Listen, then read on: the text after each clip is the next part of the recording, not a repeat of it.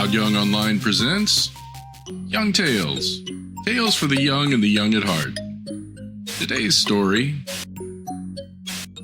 The Iron Stove by the Brothers Grimm. In the days when wishing was having, a king's son was enchanted by an old witch and shut up in an iron stove in the forest. There he passed many years and no one could deliver him. Then a king's daughter came into the forest, who had lost herself and could not find her father's kingdom again. After she had wandered about for 9 days, she at length came to the iron stove. Then a voice issued from it and asked her, "Whence come you, and whither go you?" She answered, "I have lost my father's kingdom and cannot get home again." Then a voice inside the iron stove said, "I will help you to get home, and that indeed most swiftly, if you will promise to do what I desire of you. I am the son of a far greater king than your father, and I will marry you." Then she was afraid and thought, "Alas, what use could I have with an iron stove?" But as she much wished to get home to her father, she promised to do as he desired. He said, "You shall return here and bring a knife with you and scrape a hole in the iron." Then he gave her a companion who walked near her, but did not speak. In 2 hours he took her home. There was great joy in the castle when the king's daughter came back, and the old king fell on her neck and kissed her. She, however, was sorely troubled and said, "Dear father, what I have suffered! I should never have got home again from the great wild forest if I had not come to an iron stove. But I have been forced to give my word that I will go back to it, set it free, and marry it." Then the old king was so terrified that he all but fainted, for he had only this one daughter. They, therefore, resolved that they would send in her place the miller's daughter, who was very beautiful. They took her there, gave her a knife, and said she was to scrape at the iron stove. So she scraped at it for 24 hours, but could not bring off the least morsel of it. When the day dawned, a voice in the stove said, "It seems to me it is day outside." Then she answered, "It seems so to me too. I fancy I hear the noise of my father's mill." "So you are a miller's daughter? Then go your way at once. Let the king's daughter come here." She went away at once and told the old king that the man outside there would not have her. He wanted the king's daughter. They, however, still had a swineherd's daughter who was even prettier than the miller's daughter, and they determined to give her a piece of gold to go to the iron stove, instead of the king's daughter. So she was taken thither, and she also had to scrape for 24 hours. She, likewise, made nothing of it. When day broke, a voice inside the stove cried, "It seems to me it is day outside." Then answered she, "So it seems to me. I fancy I hear my father's horn blowing." "Then you are a swineherd's daughter? Go away at once. Tell the king's daughter to come, and tell her all must be done as was promised. And if she does not come, everything in the kingdom shall be ruined and destroyed, and not one stone be left standing on another." When the king's daughter heard that, she began to weep. But now there was nothing for it but to keep her promise. So she took leave of her father, put a knife in her pocket, and went forth to the iron stove in the forest. When she got there, she began to scrape, and the iron gave way, and when 2 hours were over, she had already scraped a small hole. Then she peeped in and saw a youth so handsome and so brilliant with gold and with precious jewels that her very soul was delighted. Therefore she went on scraping, and made the hole so large that he was able to get out. Then said he, "You are mine, and I am yours. You are my bride, and have released me." He wanted to take her away with him to his kingdom, but she entreated him to let her go once again to her father. The king's son allowed her to do so, but she was not to say more to her father than 3 words, and then she was to come back again. So she went home, but she spoke more than 3 words, and instantly the iron stove disappeared and was taken far away over glass mountains and piercing swords. But the king's son was set free and no longer shut up in it. After this, she bade goodbye to her father, took some money with her, but not much, and went back to the great forest and looked for the iron stove, but it was nowhere to be found. For 9 days she sought it. Then her hunger grew so great that she did not know what to do, for she could no longer live.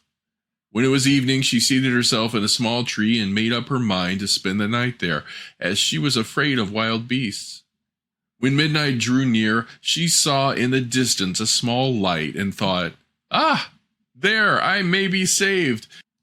She got down from the tree and went toward the light, and on the way she prayed. Then she came to a little old house, and much grass had grown all about it, and a small heap of wood lay in front of it. She thought, "Ah, whither have I come?" and peeped in through the window. But she saw nothing inside but toads, big and little, except a table covered with wine and roast meat, while the plates and glasses were of silver. Then she took courage and knocked at the door. The fat toad cried, "Little green waiting maid with the limping leg, little dog of the limping leg, hop hither and thither, and quickly see who is without." And a small toad came along and opened the door to her. When she entered, they all bade her welcome and was forced to sit down. They asked, "Where have you come from, and whither are you going?" Then she related all that had befallen her, and how, because she had disobeyed the order which had been given her not to say more than 3 words, the stove and the king's son also had disappeared, and now she was seeking him over hill and dale until she found him.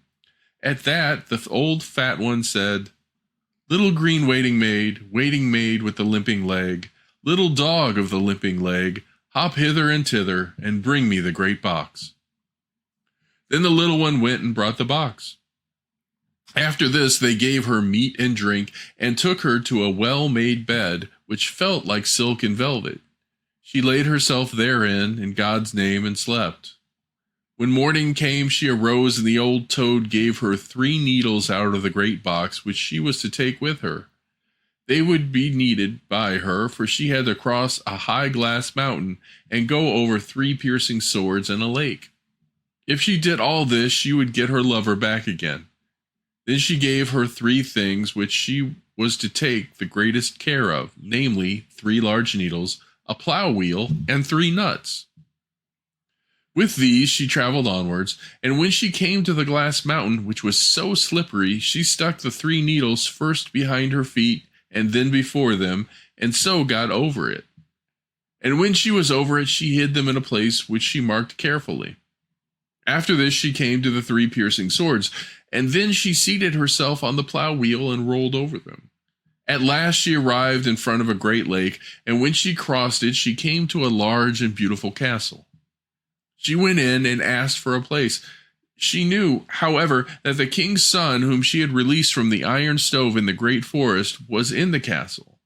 Then she was taken as a scullery maid at low wages, but already the king's son had another maiden by his side whom he wanted to marry, for he thought that she had long been dead.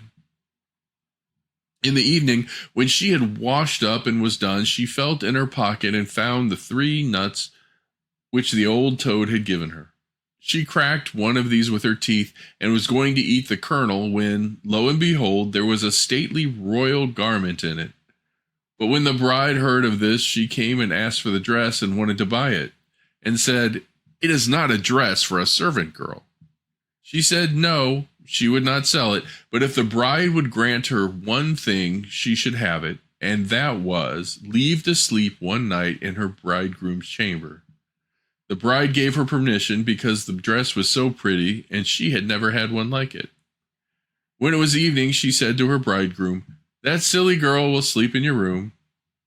"If you are willing, so am I," said he. She, however, gave him a glass of wine in which she had poured a sleeping draught. So the bridegroom and the scullery maid went to sleep in the room, and he slept so soundly that she could not wake him. She wept the whole night and cried, "I set you free when you were in an iron stove in the wild forest.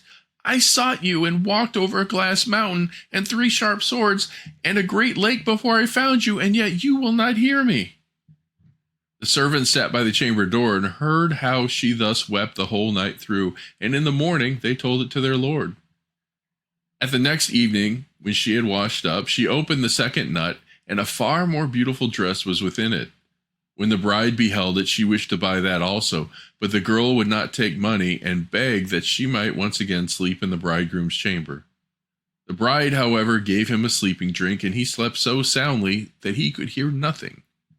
But the scullery maid wept the whole night long and cried, "I set you free when you were in an iron stove in the wild forest. I sought you and walked over a glass mountain and over 3 sharp swords and a great lake before I found you, and yet you will not hear me." The servant sat by the chamber door and heard her weeping the whole night through, and in the morning informed their lord of it. And on the 3rd evening, when she had washed up, she opened the 3rd nut, and within it was a still more beautiful dress, which was stiff with pure gold. When the bride saw it, she wanted to have it, but the maiden gave it up only on one condition, that she might for the 3rd time sleep in the bridegroom's apartment. The king's son was, however, on his guard, and threw the sleeping draught away. Now, therefore, when she began to weep and cry, "Dearest love, I set you free when you were in the iron stove in the terrible wild forest," the king's son leapt up and said, "You are the true one. You are mine, and I am yours." Thereupon, while it was still night, he got into a carriage with her, and they took away the false bride's clothes so that she could not get up. When they came to the great lake, they sailed across it, and when they reached the 3 sharp cutting swords, they seated themselves on the plow wheel, and when they got to the glass mountain, they thrust the needles in it, and so at length they reached the little old house. But when they went inside, it was a great castle, and the toads were all disenchanted, and were king's children, and full of happiness. Then the wedding was celebrated, and the king's son and the princess remained in the castle, which was much larger than the castles of their fathers. But as the old king grieved at being left alone, they fetched him away and brought him to live with them. And they had 2 kingdoms, and lived together happily ever after. A mouse did run, and the story is done. The end. Young Tales is produced and narrated by Todd Young from Todd Young Online. If you enjoyed this, please like and subscribe and join us next time for another story. Thank you for your support.